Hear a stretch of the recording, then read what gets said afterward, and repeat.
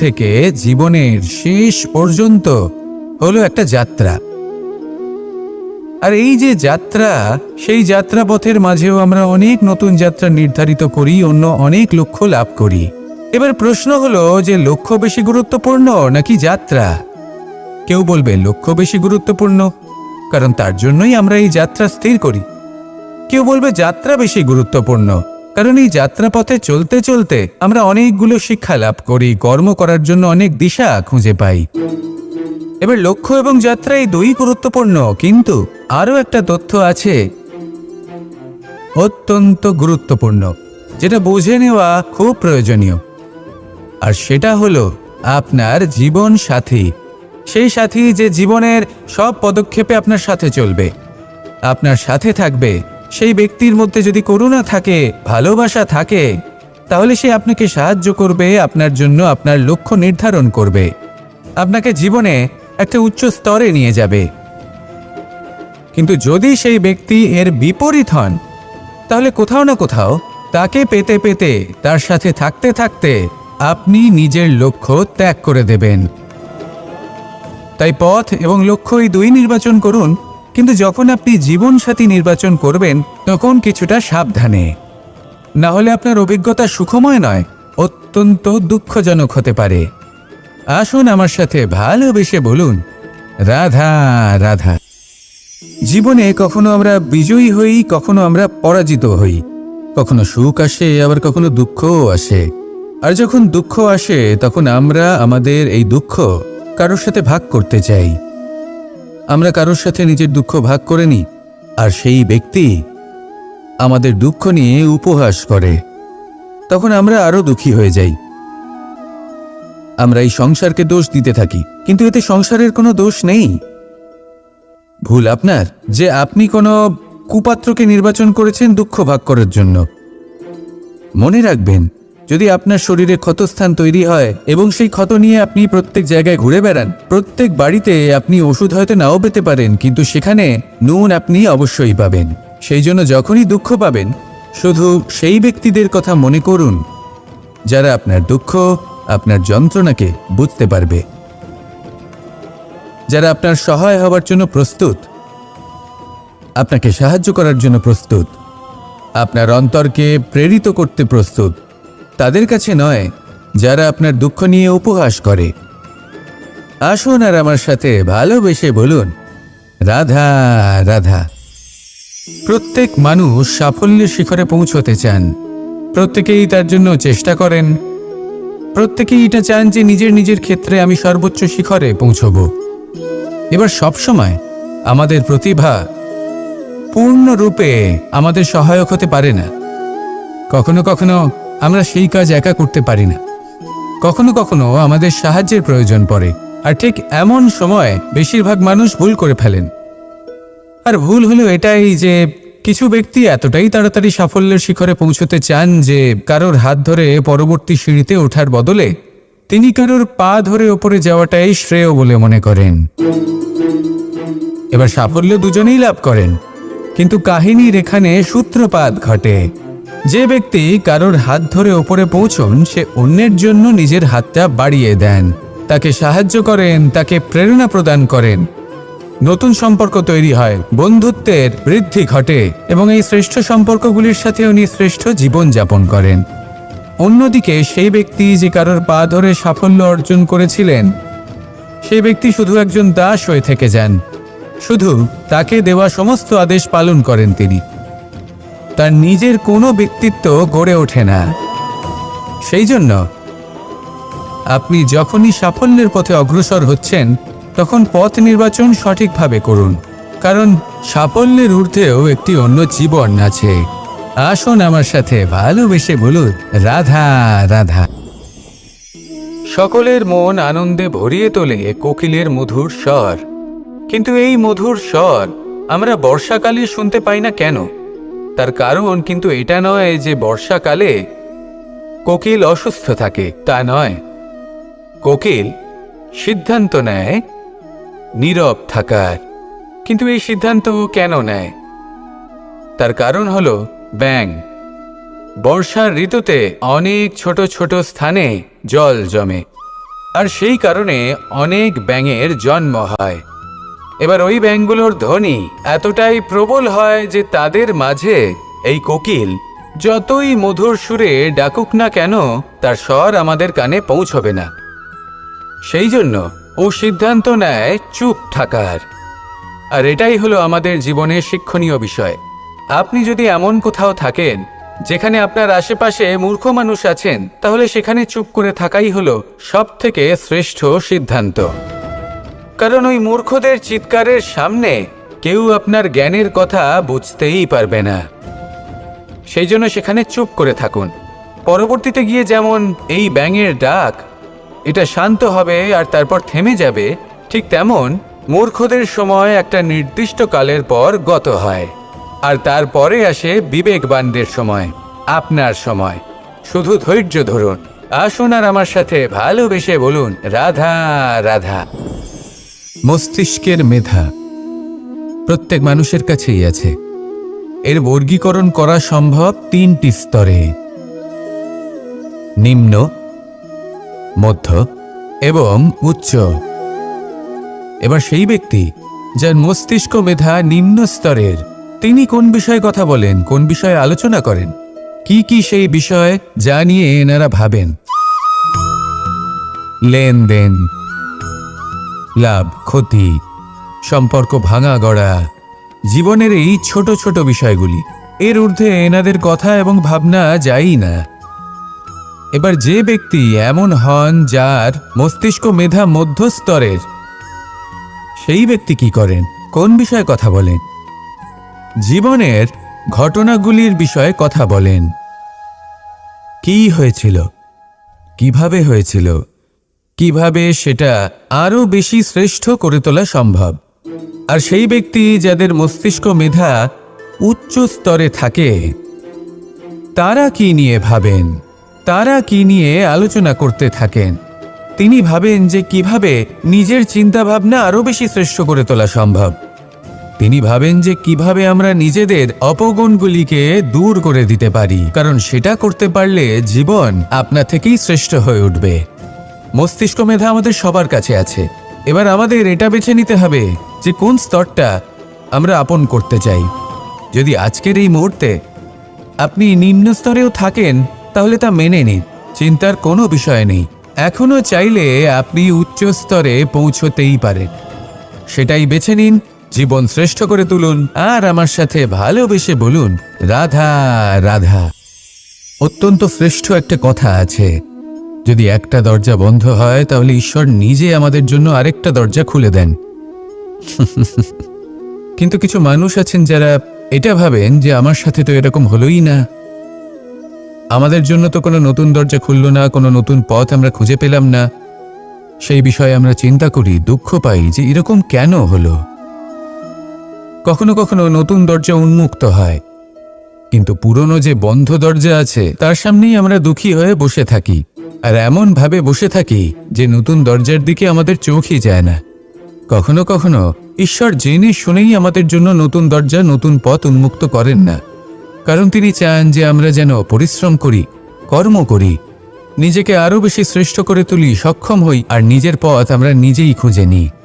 কখনো কখনো এমনও হয় যে ঈশ্বর চান যে আমরা যেন সেই পথে চলতে শুরু করে দিই। ভবিষ্যতে গিয়ে ঈশ্বর আমাদের সবকিছুই প্রদান করেন। মনে রাখবেন, যে ব্যক্তি নিজের বাড়িতে এসে নিজের দুঃখ নিয়ে বিলাপ করতে থাকেন, সুখ তার দরজায় পৌঁছে গিয়েও বন্ধ দরজা দেখে ফিরে চলে যায়। তাই দুঃখ আমাদের সকলের জীবনে আছে, কিন্তু সেই দুঃখকে আঁকড়ে ধরে বসে থাকবেন না, তাহলে আপনি আসন্ন সুখও ভোগ করতে পারবেন না। আসুন আমার সাথে ভালোবেসে বলুন, রাধা রাধা। এই সংসারের প্রত্যেক মানুষ কোনো না কোনো স্থানে অবশ্যই যান, অনেক অনেক স্থানে তাদের যেতে হয়। এবার এমন কিছু মানুষ আছেন যারা সেই স্থানে হয়তো কখনোই যাননি। উদাহরণ হিসেবে বলবো, কিছু মানুষ আছেন যারা মন্দিরে যান, চিকিৎসালয়ে যান, কিছু মানুষ কারোর কারোর বিবাহ উৎসবে যান, আবার কিছু মানুষ আছেন যারা নাস্তিক হন এবং কখনোই মন্দিরে যান না। কিছু মানুষ অসুস্থ হন না, তাই চিকিৎসালয়ে যেতে হয় না। এমনও কিছু মানুষ থাকেন যারা সামাজিক উৎসব থেকে দূরে থাকাটাই পছন্দ করেন।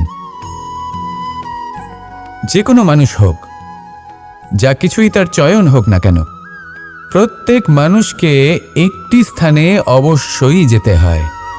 এমন একটি স্থান আছে, সেই স্থানের নাম হলো মৃত্যুদ্বার। এবার এটা আবশ্যক নয় যে ঠিক মৃত্যুর পরেই আপনি মৃত্যুদ্বারে পৌঁছে যাবেন।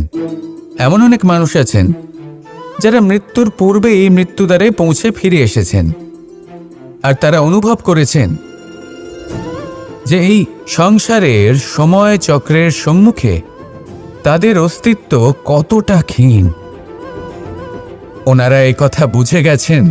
বড় বড় জ্ঞানী মহান ব্যক্তি ছিলেন, তারা এসেছেন, কর্ম করেছেন এবং শেষে তারাও মৃত্যুদ্বারে প্রবেশ করেছেন। অবশেষে তারাও পঞ্চমহাভূতের সাথে মিলিত হয়েছেন। তাহলে আপনার কিসের এত অহংকার? এই জীবনে কেউ অমর নন। জীবনে কতদিন আমরা বাঁচব এটাও আমরা জানি না। তাই এই জীবন যাপন করুন। এই জীবনের প্রত্যেক মুহূর্ত এমনভাবে যাপন করুন, এই কথা মাথায় রেখে যে কোনো মুহূর্তে আমাদের মৃত্যুদ্বারে প্রবেশ করতে হতে পারে, তাই না? আসুন আর আমার সাথে ভালোবেসে বলুন, রাধা রাধা। কথা মানুষের পাওয়া সবচেয়ে অদ্ভুত উপহার। এই কথাই মানুষকে এই সংসারের সমস্ত প্রাণীর থেকে ভিন্ন করে তোলে, সংসারের সবচেয়ে উপরে নিয়ে যায়। এই কথার কারণেই আমরা একে অপরের সাথে ভাব আদান প্রদান করি। আমি আমার মনের ভাবনা অন্য কাউকে ব্যক্ত করতে পারি, অন্য কেউ তাদের ভাবনা আমাকে ব্যক্ত করতে পারে। এই কথাই আমাদের সবচেয়ে বড় ঢাল।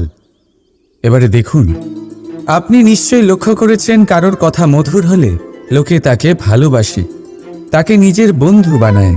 সেইভাবেই যদি কারোর কথা কঠোর হয় তাহলে লোকে তাকে ঘৃণা করে, তাকে নিজের শত্রু মনে করে। এই কথাই ভাষা হয়ে আমাদের ইতিহাস রচনা করে। তবে আমরা কি সত্যি বাণীর বিষয়ে অতটাই ভাবি যতটা আমাদের ভাবা উচিত? ভেবে দেখুন, মানুষের কথা বলতে শিখতে কত সময় লাগে। কোনো বালক 1.5 বছর বয়সে কথা বলতে শেখে, কেউ 2 বছরে, কেউ 3। এবার দেখুন, মানুষ 1.5 বছর বয়সে কথা বলতে শিখে গেলেও তার কি বলা উচিত এটা সারা জীবনেও শিখতে পারে না। এর উপরে মনোনিবেশ করুন, এটা বোঝবার চেষ্টা করুন কি বলা উচিত। নিজের কথা শুদ্ধ করুন, নিজের কথা মধুর করুন, আর সেই মধুরতার সাথে আমার সঙ্গে বলুন, রাধা রাধা। সময়, কথায় বলে সময়ের পূর্বে কিছুই হয় না। প্রতিটা ঘটনার একটা সময় থাকে। সময়ের আগে না সূর্যোদয় হয় আর না সূর্যাস্ত হয়। সময়ের পূর্বে গাছে না ফুল ফোটে না ফল ধরে। কিন্তু একটা কথা ভেবে দেখুন, যদি বর্ষা আসার আগে কৃষক ভূমিকে না প্রস্তুত করে, বীজ রোপণ না করে, তাহলে কি ফসল ফলবে? যদি কোনো যোদ্ধা যুদ্ধের পূর্বে নিজের অস্ত্রে ধার না দেয়, তাহলে সে যুদ্ধ কি করে লড়বে? এর মানে এটাই হলো যে সময় আপনার যখন আসার তখন অবশ্যই আসবে, কিন্তু ততক্ষণ এটাও গুরুত্বপূর্ণ যে আপনি নিজেকে তার জন্য তৈরি রাখুন। কারণ এই সুযোগ, এই কথাটা শুনতে যত ছোট, এটা আসেও ততটা কম সময়ের জন্য, তারপর চলেও যায়। এবার যদি সুযোগ আপনার হাতে আসে আর আপনি তার জন্য তৈরি না থাকেন, তাহলে আপনি সাফল্য কি করে পাবেন? তাই আপনি সঠিক সময়ের জন্য অপেক্ষা করুন, সেই সুযোগের জন্য অপেক্ষা করুন, কিন্তু ততক্ষণ নিজের চেষ্টার দ্বারা নিজেকে আরো সক্ষম করে তুলুন, কারণ সাফল্য আপনার জন্য অপেক্ষা করছে। শুধু আপনি তার জন্য তৈরি থাকুন। রাধা রাধা। আমাদের মধ্যে বহু মানুষ মাঝে মাঝে নিজেকে অকর্মণ্য মনে করি, ভেবে নিই যে এত চেষ্টা করার পরেও কিছুই পেলাম না, আর হয়তো পরেও কিছুই পাব না, আর সেই জন্য নিজের জীবনের সমস্ত বোঝা অন্য কারোর কাঁধে চাপিয়ে দিই। নিজের ওপরে বিশ্বাস হারিয়ে ফেলি। কেন বুঝতে পারেন না এই কথাটা? যে যতক্ষণ না পায়ে কোনো কাঁটা ফুটবে, ব্যক্তি কি করে বুঝতে পারবে যে এরপর থেকে নিচে তাকিয়ে চলতে হবে? সূর্যকে নিজে জ্বলতে হয় যাতে বাকিদের প্রকাশ দিতে পারে সে। রাতের অন্ধকারের সাথে লড়াই করার জন্য চন্দ্রিমাকে আকাশে একা উজ্জ্বল হতে হয়। নদী নিজের যাত্রা কি করে করে, নিজের পথ কি করে নির্মাণ করে? সে পাথরের সাথে লড়াই করে তা বানায়। যদি স্বয়ং আপনি নিজের সাহায্য করতে অক্ষম হন, তাহলে নিশ্চিতভাবে আপনার এই জীবন ব্যর্থ হয়ে যাবে। তাই মনে রাখবেন, এই সংসারে নিজের জীবনের ভার নিজের কাঁধেই বহন করতে হয়। অন্যের কাঁধের ওপর শুধুমাত্র পরলোক যাত্রা হয়। সেই জন্য এই সংসারে জীবিত সেই যে আত্মনির্ভর।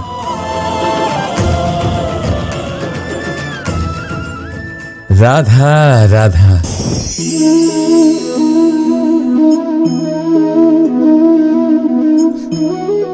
এই জল দেখতে পাচ্ছেন আপনি? এটা খোলা জল, এতে ময়লা মিশে আছে। কিন্তু যদি আপনি এটা কিছুক্ষণ এমনি ফেলে রাখেন, তাহলে দেখবেন এই ময়লা আপনা থেকেই নিচে থিতিয়ে পড়বে। কিন্তু এই পাত্রটা নাড়াতে থাকলে এমনটা হবে না। শান্ত ছেড়ে দেবেন, তবেই এই ময়লা নিজেই নিচে চলে যাবে। ঠিক সেইভাবেই যখন আমাদের জীবনে কোনো সমস্যা আসে, কোনো অশান্তির সৃষ্টি হয়, তখন উত্তেজিত হয়ে পড়লে, নিজের সংযম হারিয়ে ফেললে আমরা এর সমাধান পাব না। শান্ত থাকলে তখনই সমস্যার সমাধান পাব। তাই মনে রাখবেন, ধৈর্য আর সংযম দ্বারা শান্ত মনে বিচার করলে যত বড়ই সমস্যা হোক না কেন, তার সমাধান আপনি অবশ্যই পাবেন।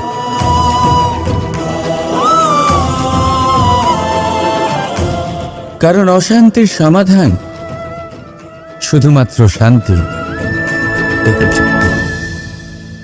রাধা রাধা। আমরা যখনই কোনো গাছের চারা রোপণ করি, তখন সবার আগে পরীক্ষা করে দেখি যে যেখানে আমরা চারা রোপণ করতে চলেছি সেখানকার মাটি আদৌ উর্বর কি না, সেই মাটি সেই চারাকে বাড়তে সাহায্য করবে কিনা। যখন একটা চারা রোপণের আগে আমরা এত কিছু ভাবতে পারি, তাহলে কাউকে বিশ্বাস করার আগে আমরা কেন ভাবি না? জীবনে কখনো এই বিশ্বাসরূপী চারা কোথাও রোপণ করার আগে বোঝার চেষ্টা করুন যে যার ওপর আপনি বিশ্বাস করতে চলেছেন সে কি আদৌ আপনার বিশ্বাসের যোগ্য কি না। ভেবে দেখুন সেই ব্যক্তি ভবিষ্যতে গিয়ে আপনার বিশ্বাস ভাঙতে পারে কি না। এটাও ভেবে দেখুন যে যাকে আপনি বিশ্বাস করতে চলেছেন তাকে আপনি বিশ্বাস করলে নিজের জীবনের উদ্দেশ্যে আপনি অগ্রসর হতে পারবেন কি না।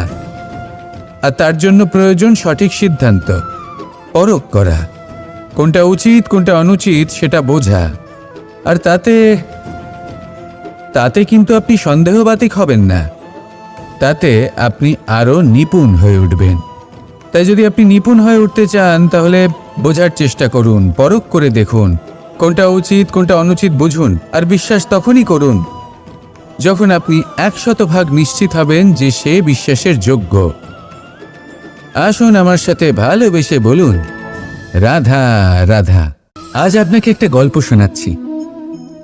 একদিন এক ব্যক্তি নিজের দ্বারে লিখে দিলেন, আজ আমি ভীষণ দুঃখী, আজ আমার সাথে কেউ দেখা করতে আসবেন না। কিছুক্ষণ পরে তার এক বন্ধু এলো, সে সেই লেখা পড়ল, তাও গিয়ে তার সাথে দেখা করল। সে বলল, আমি লেখাপড়া জানি না, কিন্তু আমার বন্ধুর মনের এই বেদনা, এটা আমাকে সবসময় ডাক দেয়। এরাই হলো আসল বন্ধু। কোনো কারণে আপনি যদি দুঃখ পান, কোনো সমস্যার সমাধান না বের করতে পারেন, এই সংসার থেকে আলাদা হয়ে যেতে চান, তাও এই বন্ধু আপনার সাথেই থাকবে। সমস্যার সমাধান না দিতে পারলেও আপনার সম্বল হয়ে অবশ্যই থাকবে। হয়তো আপনার দুঃখ কম করতে পারবে না, কিন্তু আশার আলো অবশ্যই দেখাবে। যখন আপনি সংসারের থেকে আলাদা হয়ে যান, তখনও আপনার সাথে যুক্ত থাকে আপনার এই বন্ধু, আসল বন্ধু। এবারে আমরা মানুষেরা বড়ই বিচিত্র। তারা সব সময় যে কোনো জিনিসের মাহাত্ম্য দুবার বুঝতে পারে। এক, তা পাওয়ার আগে। দুই, তা হারাবার পরে। এবারে ঠিক এরকমই আমাদের বন্ধুরাও হয়। যদি আজ আপনার বন্ধুরা আপনার সাথে থাকে, তাদের প্রতি কৃতজ্ঞ থাকুন, তাদের প্রসন্ন রাখুন, তাদের মাহাত্ম্য বুঝুন। কারণ একবার আপনি এদের হারালে অনুতাপ করলেও আর এদের ফেরত পাবেন না। তাই ভালোবাসুন, বন্ধুত্ব বজায় রাখুন, আর আমার সাথে প্রসন্ন হয়ে বলুন, রাধা রাধা। বেশিরভাগ মানুষ এ কথা বলে থাকেন যে সময় অত্যন্ত বলশালী, সময় হলো খুবই শক্তিশালী। সময়কে চোখে দেখা যায় না, কিন্তু আমাদের সমস্ত কিছু দেখিয়ে দিয়ে যায়। তাই এই সময়কে কিছুটা ভয় পাওয়া প্রয়োজন। চলুন, প্রত্যেকের ভাবনা আলাদা, প্রত্যেকের মানসিকতার পিছনে নিজস্ব অভিজ্ঞতা রয়েছে, তাকে আমি সম্মান করি। আর কোথাও না কোথাও এই কথাটা সত্যি। কিন্তু যে ব্যক্তি নিজের জীবনে বিকাশ ঘটাতে চান, তিনি যতই এই সময়কে ভয় পান না কেন, তাকে এই সময়কে বুঝতে চেষ্টা করতেই হবে। যদি আপনি সাফল্যের পথে অগ্রসর হতে চান, তাহলে এই সময়কে বুঝুন, এর কথা বোঝার চেষ্টা করুন। এটা খুব আবশ্যক। দেখুন, আমরা সবাই জানি সময় আমাদের কাল, একদিন না একদিন সময় আমাদের অবশ্যই গ্রাস করবে। ততদিন এই সময়কে সম্মান করতে শিখুন। এটা কতটা শক্তিশালী সেটা বুঝতে চেষ্টা করুন, আর সময়ের সাথে তালে তাল মিলিয়ে চলতে চেষ্টা করুন। সময় নিজে থেকেই শুভ হয়ে উঠবে। আসুন আমার সাথে ভালোবেসে বলুন, রাধা রাধা। জন্ম এবং মৃত্যু, এই দুই হলো মানুষের জীবনের সবথেকে গুরুত্বপূর্ণ দুই মুহূর্ত। মানুষ যখন জন্ম নেয়, তখন তার কাছে এই সংসার জন্মগ্রহণ করে, এবং এই সংসারে যে জ্ঞান আছে, পুণ্য আছে, পাপ আছে, উচিত অনুচিত আছে, সেই সব কিছু সে জানতে পারে। এবার যেই মুহূর্তে তার মৃত্যু হয়, তার কাছে এই সব কিছুরই মৃত্যু হয়ে যায়। এবার মানুষের যখন জন্ম হয়, এই শুভ দিনের প্রসন্নতার কারণে মিষ্টি বিতরণ করা হয়, উপহার বিতরণ করা হয়, সবাই তা গ্রহণ করেন। এবার মানুষ যখন মৃত্যু